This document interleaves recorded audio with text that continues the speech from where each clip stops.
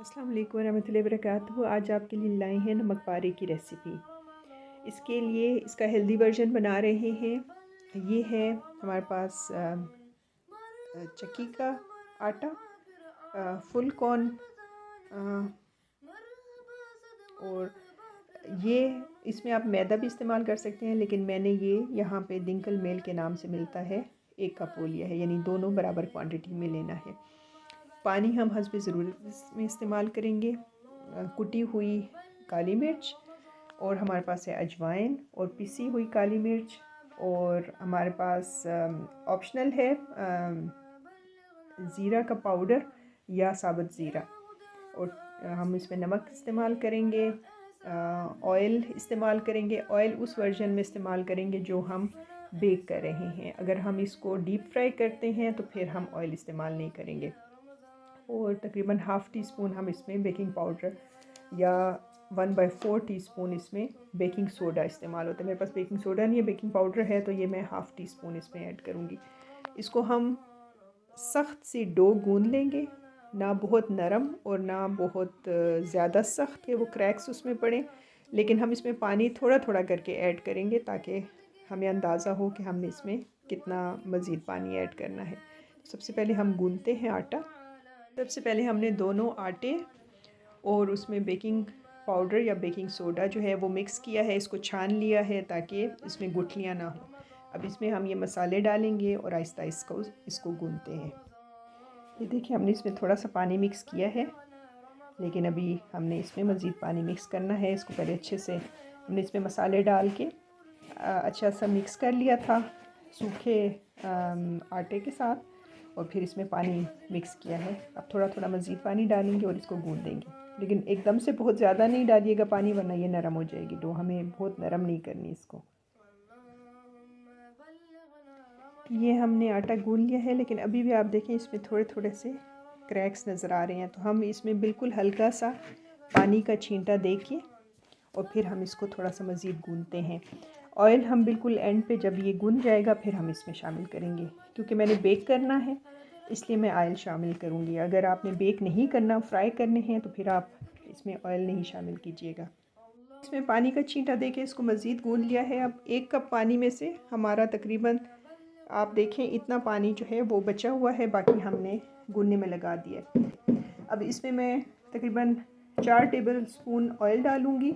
मेरे पास olive oil है, 2 table spoon मैं उसके डालूँगी, और एक मेरे पास है गार्लिक ऑयल, 1 टेबल स्पून, और ये 2, और 2 टेबल स्पून मैं उसके डालूँगी। आप कोई सा भी इसमें ऑयल डाल सकते हैं, सादा सा भी डाल सकते हैं। इसके ऊपर गार्लिक वाला ऑयल भी डाल दिया। आप कोई सा सादा सा भी डाल सकते हैं। मेरे पास इस वक्त लहसुन ख़त्म था, वरना मैं लहसुन थोड़ा सा पीस के वो भी इसमें डालती हूँ। अगर आपके पास लहसुन है तो आप लहसुन का थोड़ा सा पेस्ट डाल दें, और फिर आप ये गार्लिक ऑयल डालने की आपको ज़रूरत नहीं पेश आएगी। इसको हम अच्छी तरह से गूंद लेंगे और फिर हम इसको तकरीबन आधे घंटे के लिए ढक के रख देंगे, और आधे घंटे के बाद हम इसको बेल के इसके नमक पारे काट के तो बेक करते हैं। ये हमारा आटा गूंद के तैयार है। देखें साइड से सारा साफ़ हो गया है बर्तन। अब हम इसको ढक के 30 मिनट के लिए रखेंगे, और उसके बाद इसको बेल के तकरीबन 3 mm या 4 mm पतले पतले से हम इसको इसके बनाएंगे, काटेंगे, फिर हम नमक पारे और बेक करके फिर आपको दिखाते हैं। हमारा तकरीबन आधा घंटा हो गया। अब हम इसमें से एक पोर्शन लेंगे और उसको पेड़े की शक्ल देख के फिर उसको बेलेंगे। 3 पेड़े हमने बना लिए। इसमें सब हम एक पेड़ा लेके और इसको हम बेलते हैं और आपको दिखाते हैं। अच्छा, साथ ही ओवन भी प्री हीट करने के लिए रख दिया है, 180 डिग्री पे रखा है।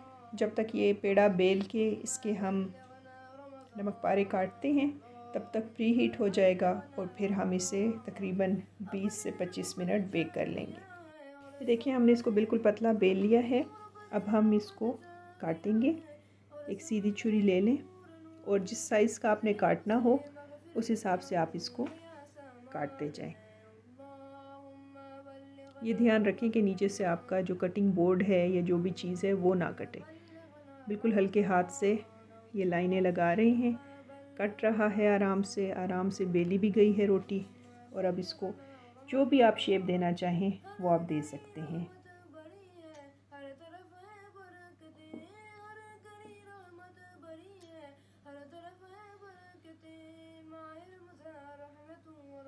इसको हम बेकिंग ट्रे में लगा देंगे और फिर हम इसको बेक कर लेंगे। अच्छा, ये आपको बताती चलूँ कि अगर आपने इनको फ्राई करना है तो एक तो इसमें पहले आप ऑयल नहीं डालेंगे और दूसरा ये काट के और ऑयल गरम करके दरमियानी आंच पे, ना बहुत हल्की आंच और ना बहुत तेज़ के फ़ौरन डालते ही जल जाए। आपने इसको ब्राउन होने तक पकाना है और बेक हम तकरीबन 180 डिग्री पे 15 से 20 मिनट या मैक्सिमम 25 मिनट तक ये हो जाते हैं। इनको अब हम ट्रे में लगा के आपको दिखाते हैं। ये हमने कटे हुए नमक पारों को बेकिंग ट्रे में लगा दिया है। चूँकि इसमें अभी जगह है तो इसमें हम दूसरा पेड़ा भी बेल के उसके नमक पारे काट के और इसमें लगा देंगे। देखिए, हमने बाकी की भी रोटियां बेल के इसमें लगा दिया है और ये कुछ बच गई हैं, इनको बाद में डालूँगी दूसरे ट्रे में। तो अब हम इनको बेक करते हैं 180 डिग्री पे 20 से 25 मिनट। अच्छा, मैंने सोचा कि जब तक वो बेक हो रहे हैं कुछ मैं आपको यहाँ पे फ्राई करके भी दिखा दूँ। उसके लिए छोटे से पैन में ऑयल गरम किया है और ये हम इसमें एक एक करके डालेंगे। मीडियम हीट है इसकी और देखते हैं कि कैसे बनते हैं। बहुत ज़्यादा गरम ना हो ऑयल, क्योंकि वो फिर ऊपर से जल जाएंगे और अंदर से कच्चे रहेंगे।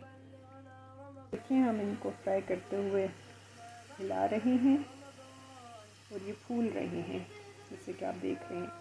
जैसे ये ब्राउन हो जाएगा इनका शेड, तो हम इनको निकाल लेंगे। ये जी, ये ब्राउन हो गए हैं और अब हम इनको निकाल लेते हैं।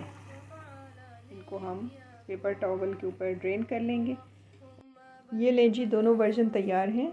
ये जो है ये हमारा फ्राइड वर्जन है और ये हमारा बेक्ड वर्जन है।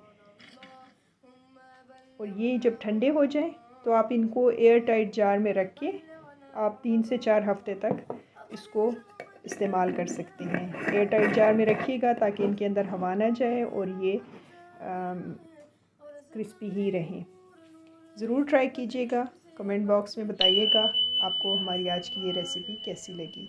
तो हमें याद रखिएगा, आएंगे एक नई रेसिपी के साथ। अस्सलाम वालेकुम वरहमतुल्लाहि वबरकातुहू।